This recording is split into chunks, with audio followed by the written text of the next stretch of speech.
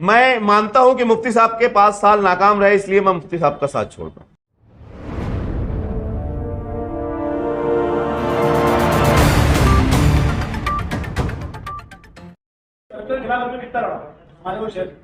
मालेगांव शहर का मामला ऐसा है कि करप्शन के खिलाफ आवाज उठाने से पहले ही हमारे सर में इतने जोरदार हमला किया गया कि हमको 16 टाके लगे। तो हर इंसान किसी के पास अगर उसके पास अगर कोई जिम्मेदारी ना हो, कोई पद ना हो, तो हर आदमी मालेगांव शहर में डरा और सहमा हुआ है कि वो जब आवाज उठाने जाता है, सुनो ना मेरी बात, पहले आप सुन लो ना, कि आप जब भी कोई आवाज उठाने के लिए जाता है तो उसके ऊपर हमला हो जाता है। तो हर आदमी यहाँ पर डरा हुआ है, सहमा हुआ है। लेकिन अब हमको उससे बड़ी जिम्मेदारी मिली इंशाल्लाह। प्रतिनिधि रहने के बाद हमने जो सिविल हॉस्पिटल में काम किया है, वो काम पहले के बनिस्बत अभी आप लोग को अल्लाह ने आंख दी है, आप खुद वहां जाकर तजुर्बा कर सकते हो। करप्शन तो पूरे हिंदुस्तान में है, एक सफीक एंटी करप्शन के रहने से करप्शन बंद नहीं होगा। पहले के सिविल हॉस्पिटल में और अभी के सिविल हॉस्पिटल में मैं पूरे शहर के, हमारे मालेगांव शहर के हर वो इंसान से एक दरख्वास्त करता हूं कि वो सिविल हॉस्पिटल में जाकर अपनी आंख से मुआयना कर ले कि पहले के सिविल हॉस्पिटल में और अभी के सिविल हॉस्पिटल में क्या फर्क है, और ऑन रिकॉर्ड चेक करें। आदमी के चिल्लाने से या आदमी के बोलने से कोई फर्क नहीं पड़ता। कागज बोलता है कि पहले कितनी डिलीवरी हुआ करती थी और अभी कितनी होती है। अगर 100 में से तुमने 99 काम अच्छे करे और एक काम अगर तुम्हारे से कुछ गलत हो गया, तो एक काम के लिए हमारे शहर के लोगों का मिजाज कुछ लोग बनाकर वो उनके 99 कामों को खराब कर देते हैं। तो हमने काम किया और हमारे अंदर भी खामियां हैं, ऐसे नहीं कि नहीं है। हर इंसान के अंदर खामी है, इसीलिए वो इंसान बनाए। तो अगर उसने 99 काम अच्छा किया है तो उसके 99 काम की सराहना करो, एक काम के पीछे मत लगो। आपने मुफ्ती इस्माइल का साथ क्यों छोड़ा और कांग्रेस पार्टी पक्का रीजन? मुफ्ती साहब का साथ छोड़ने की वजह यह है कि मुफ्ती साहब को हमने बारहा कहा कि साहब, मालेगांव शहर के लोगों ने हमारे ऊपर भरोसा किया है, हमको मालेगांव शहर को 5 साल पूरा काम बताना है। लेकिन कहीं ना कहीं हम लोग उसके अंदर काम बताने में नाकाम हुए। और मालेगांव शहर हमारा एक ऐसा शहर है कि मस्जिदों मीनारों का शहर होने के बावजूद हम लोग पूरे हिंदुस्तान में शायद सबसे पिछड़ा हुआ शहर हमारा मालेगांव माना जाता है। हमारे यहाँ कचरों का अंबार है, हमारे यहाँ सड़कें खराब है, हमारे यहाँ तालीम की बहुत सारी कमियां है। हमारी स्कूलें, प्राइमरी स्कूलों की हालत हम देख सकते कि प्राइमरी स्कूलों की छतें जो बच्चे बैठते हैं उनके ऊपर गिर जाती है। कोई भी नज्म हमारे शहर में सही नहीं है। यहाँ तक कि हम लोग नदी के इस पार से नदी के उस पार चले जाए तो हम लोग 100 साल पीछे है, नदी के उस पार से हम लोग 100 साल पीछे है। हमारे लीडरों ने जिस तरीके से आवाज़ उठाना चाहिए अवाम के लिए, तो हम लोग अवाम के लिए कम आवाज़ उठाते और एक दूसरे के ऊपर टिप्पणियां ज़्यादा करते कि फला लीडर ने ये नहीं किया, फला लीडर वो कर रहा है और फला लीडर ये कर रहा है। तो एक दूसरे के खिलाफ बोलने से ज़्यादा कि हम लोग अवाम को काम करके बताए। 2 काम 4 काम कर देने से शहर का काम नहीं होने वाला। हमारा शहर बहुत ज़्यादा पीछे है। हम लोगों को चाहिए कि इतना काम करके बता दे कि अवाम तुमको बिना किसी के ऊपर टिप्पणी करे हुए पीछे आपको बोले कि आप ही खड़े रहो, हम आप ही को चुनकर लाना चाहते हैं।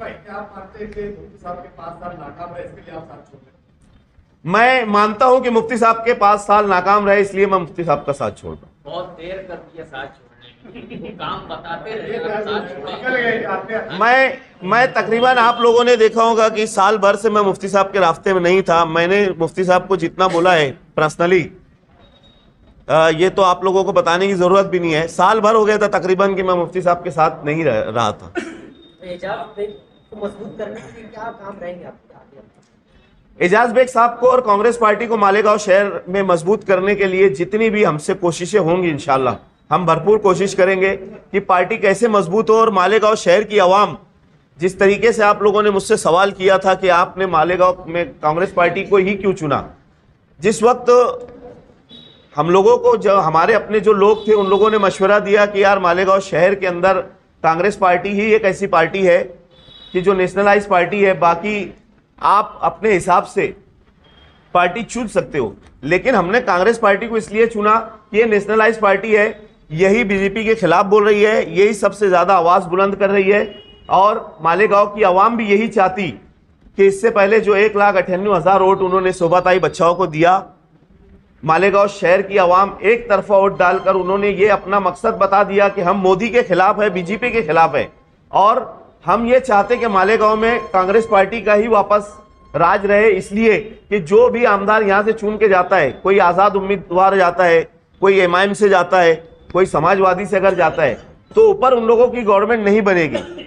अगर कांग्रेस पार्टी का यहाँ से आमदार चुन के गया तो हो सकता अगर अल्लाह ने नवाजा तो ऊपर उनकी सत्ता में वो आते हैं तो इंशाअल्लाह मालेगांव शहर में भरपूर बजट लाकर मालेगांव शहर के अंदर जितने काम है वो सारे काम करने की कोशिश करेंगे। अभी आपने कहा कि अभी जो भी सोशल वर्कर्स हैं वो डरे हुए हैं, कोई भी काम करना होता है, जैसे आपके ऊपर हमला हुआ, टाके वगैरह लगे आपको, तो इस टाइम पे ऐसा अभी कल मुस्तकिल डिग्निटी की प्रेस कॉन्फ्रेंस हुई, इसमें भी इस बात का जिक्र किया गया कि जो अलग अलग पार्टी के लोग हैं उनके ऊपर हमले हो रहे हैं, तो आपका मुफ्ती साहब को छोड़ना, जो मुफ्ती साहब के करीबी लोग हैं उनके ऊपर हमले हो रहे हैं, तो उनका साथ छोड़ना, कहीं वो डर आप में भी तो नहीं है?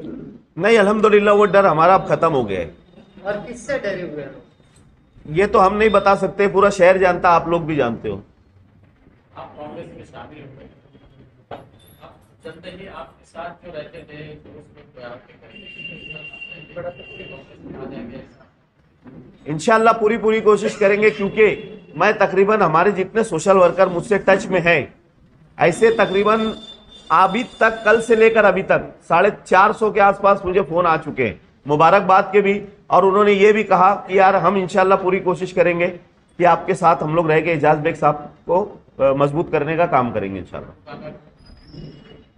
काका का फोन आया था, हमने उनको दावत दी कि काका आप कांग्रेस में शामिल हो जाओ।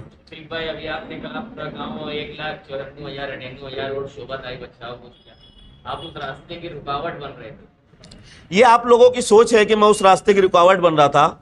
अगर सही तरीके से, बहुत अच्छा सवाल किया आपने मुझसे, इसको लगाना आप जरूर।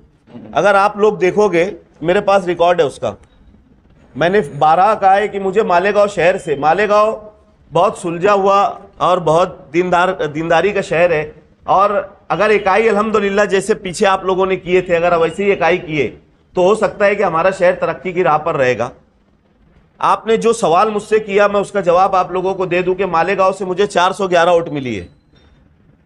मैंने आखिरी दिन बुलाकर हमारे अपने लोगों को बोल दिया था कि यार मुझे आप लोग वोट मत देना, या अगर मैं चाहता तो मैं भी जलसे जुलूस करता, बड़ी बड़ी रैली निकालता, या मालेगांव के हर घर से मैं जाकर टच होता, इसलिए कि मैं मालेगांव शहर के अंदर जितना मैंने हमारी माँ बहनों के ऊपर काम किया है, जैसे उनके डिलीवरी के मामलात हो जाए या उनके ऑपरेशन के मामलात हो जाए, आए दिन मुझे दिन भर तकरीबन 25 से 30 हमारी माँ बहनों के फ़ोन आते हैं हॉस्पिटल के ताल्लुक से, और हम उनका काम करते हैं। तो मैं चाहता अगर उनके घर घर जाता तो मैं किसी को हराने का काम करता, या मैं मालेगांव शहर से भरपूर वोट लेकर जाता, लेकिन मैंने वो काम नहीं किया। उसके अलावा मैंने जितना भी काम किया है जाकर देहातों में किया है, मेरे पास सब रिकॉर्ड मौजूद है वीडियोस के जरिए। मैंने जो वोट ली है, अगर ये वोट मैं नहीं लेता तो ये शोभाताई को हराने का काम होता था, कांग्रेस पार्टी के उम्मीदवार को हराने का काम होता था। मेरी अपनी वोट आप लोग देख लो, मैंने जो देहात से, बागलान से, धुलिये से, सिंदखेड़े से जो वोटें ली है, ये कहीं ना कहीं मैंने हमारे अपने बिरादरान वतन की वोट ली है। अगर मेरे ऊपर किसी ने आरोप लगाया तो वो आरोप लगाने से पहले मेरा रिकॉर्ड उठा के देख ले कि इसने वोटें कहां से हासिल की और किसकी वोटें ली है, तब आप लोग शायद इसकी वजाहत इंशाल्लाह करेंगे।